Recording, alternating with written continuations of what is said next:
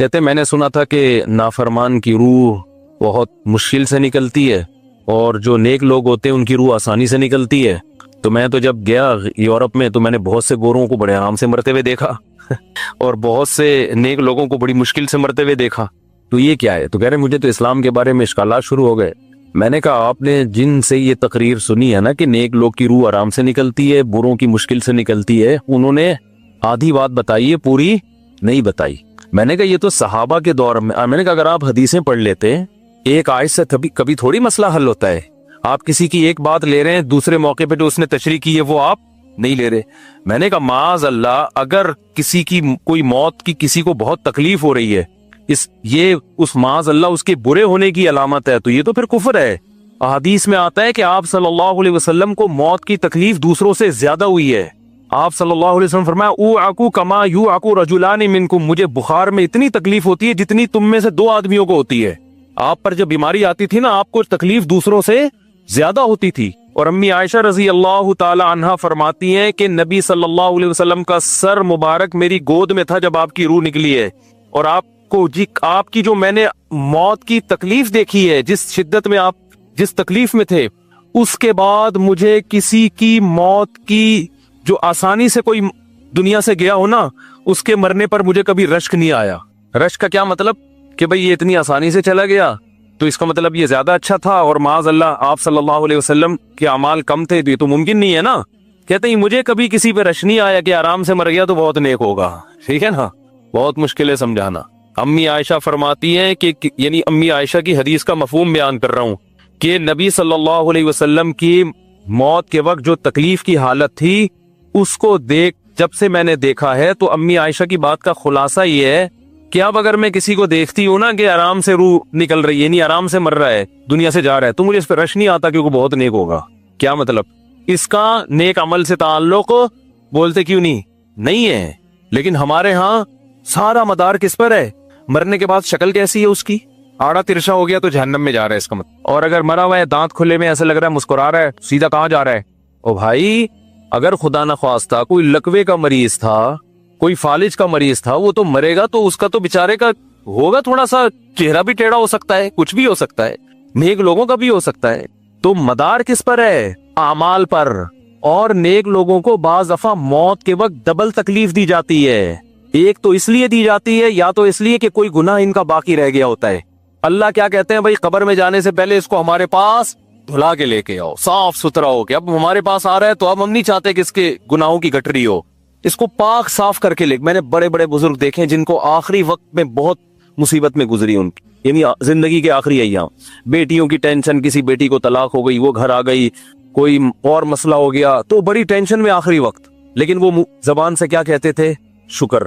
کیا شاید اللہ تعالیٰ ہمارے گناہوں کو معاف کرنا چاہتا. اولاد کی حدیث میں آتا ہے کہ انسان کو اس کی گھر والی کی طرف سے، اس کی اولاد کی طرف سے، اس کے جسم کی طرف سے تکلیفیں پہنچتی رہتی ہیں اور اس کے گناہ معاف ہوتے رہتے ہیں، حتی لقی اللہ طاہرا مطہرا، جب اللہ کے پاس آتا ہے نیٹ کلین، بالکل گناہوں سے پاک صاف ہو گیا. لیکن یہ تکلیف ہوتی جس میں صبر کی توفیق بھی ملتی ہے، کیونکہ اللہ دے رہا ہے نا تکلیف، اور اللہ سزا کے طور پہ نہیں بلکہ کفارے کے طور پہ، تاکہ ہمارے پاس آئے تو صاف ستھرا ہو گئے. تو اس تکلیف میں پھر صبر کی توفیق، اس لیے علماء کہتے ہیں جس تکلیف میں صبر کی توفیق مل رہی ہے سمجھ لو یہ رحمت ہے.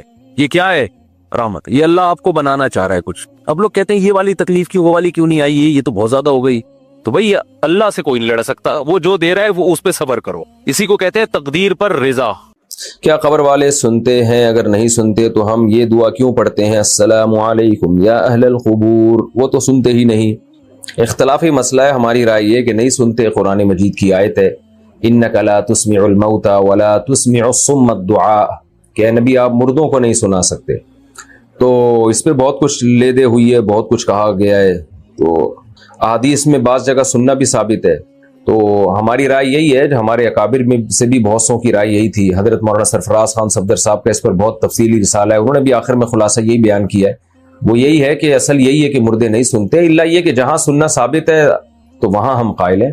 جیسے کہ حدیث میں آتا ہے کہ جب مردے کو دفن کر کے جاتے ہو تو یسمع قرع نعالہم، وہ لوگوں کی ابھی پاؤں کی چوکھٹ کی جو آہٹ ہے نا، پاؤں کی آہٹ، قدموں کی آہٹ، اس کی آواز سن رہا ہوتا ہے کہ فرشتے آ جاتے ہیں حساب کے لیے. تو وہاں یہ ہے کہ وہ جب آپ دفن کر کے جاتے ہیں تو مردہ بھی سن رہا ہوتا ہے قدموں کی آہٹ. لیکن بعض علماء کی یہ رائے ہے کہ یہ حدیث جو ہے نا یہ علم سے کنایا ہے، یعنی مردے کو پتا ہوتا ہے کہ مجھے دفنا کے جا رہے ہیں. واللہ عالم، اس پیچیدہ بحث میں ہمیں پڑھنے کی زیادہ ضرورت نہیں ہے. بہرحال آپ نے پوچھا ہے تو میری اور ہمارے بہت سے اکابر کی رائے یہی تھی کہ قرآن کی اس آیت کی روشنی میں کہ مردے نہیں سنتے، الا یہ کہ جہاں سننا ثابت ہے. تو اللہ اپنی قدرت سے کسی کو کوئی بات سنا دے تو پھر اللہ پہ تو کوئی پابندی نہیں ہے، نہ کوئی چیز اللہ کی قدرت سے باہر ہے. لیکن علی الاطلاق یہ قول کہ جب بھی آپ جائیں گے قبر پہ مردے سنیں گے، تو یہ قول ہماری رائے میں دلیل کے لحاظ سے کمزور ہے. ناتالیہ انصاری انڈیا سے، کیا سورہ فلق سورہ ناس دل میں ہی پڑھ کر دم کر سکتے ہیں یا زبان سے پڑھنا ضروری ہے؟ دل میں پڑھ کے نہیں دم کر سکتے بھائی، زبان سے پڑھنا ضروری ہے، زبان سے پڑھ کے دم کریں. سعودی عرب سے کسی نے پوچھا انڈیا اور پاکستان سے جو لوگ مسجد وغیرہ کے لیے چندہ کرنے آتے ہیں تو کیا ایسا کرنا جائز ہے؟ کیونکہ یہاں کی گورنمنٹ نے تو پابندی لگائی ہوئی ہے، وہ لوگ گورنمنٹ سے چھپ کر ایسا کر رہے ہوتے ہیں. جب گورنمنٹ نے پابندی لگائی ہے تو پھر ناجائز ہے.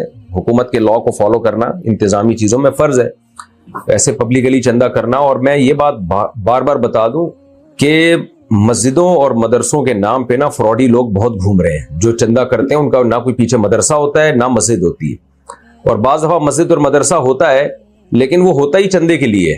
تو اس لیے ایسا نہیں ہو کہ کوئی بھی اٹھ کے مدرسے کے نام پہ پیسے مانگنا شروع کر دے، آپ دینا شروع کر دیں. یہاں بہت بیوقوف بنایا جاتا ہے. تو پہلے یہ دیکھیں ریلائبل مدرسہ ہے یا نہیں ہے، اس کی مینجمنٹ کون ہے، آڈٹ کا کوئی نظام بھی ہے یا نہیں ہے، چندہ کہاں آ رہا ہے، کدھر خرچ ہو رہا ہے. جب تک یہ پوری پراپر نالج نہ ہو، اسی طرح اپنی رقمیں اٹھا کے دیتے رہنا، یہ ضائع کرنے والی بات ہے مال کو. تو یہ ایک باقاعدہ بہت سے لوگ جو ہے نا اس دھندا بنایا ہوا ہے ان چیزوں کو.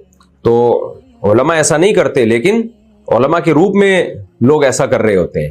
کسی کے چہرے پہ تھوڑی لکھا ہوتا ہے کہ یہ عالم ہے، مفتی ہے، فراڈی ہے، کیا ہے. تو لوگ علماء کا گیٹ اپ بنا لیتے ہیں. یہ جتنے روحانی عامل ہیں انہوں نے اپنے نام کے ساتھ مفتی لگانا شروع کر دیا، مفتی فلاں مفتی فلاں. تو پاکستان میں کوئی پابندی تو ہے نہیں، کوئی بھی مفتی کہہ دے. حالانکہ روحانی عامل تو شریف انسان ہو، یہ بڑی مشکل سے، یعنی بہت ہی کوئی ایسا ریئر کیس ہوگا تو ہو گیا ہے گا، ورنہ مفتی کہاں سے ہو گیا وہ. تو اب روحانی عاملوں پہ میں مزید زیادہ نہیں بولتا. تو اس لیے جو ہے نا یہ جو بعض لوگ ایسا کرتے ہیں کہ چار دیواری کھڑی کی اور کچھ یتیم بچے لا کے رکھ دیے اور پھر نوٹ چھاپنے کی مشین بن جاتے ہیں. لوگ ان یتیموں کے چہرے دیکھ دیکھ کے پیسہ دے رہے ہوتے ہیں. وہ جو مدرسے کا محتم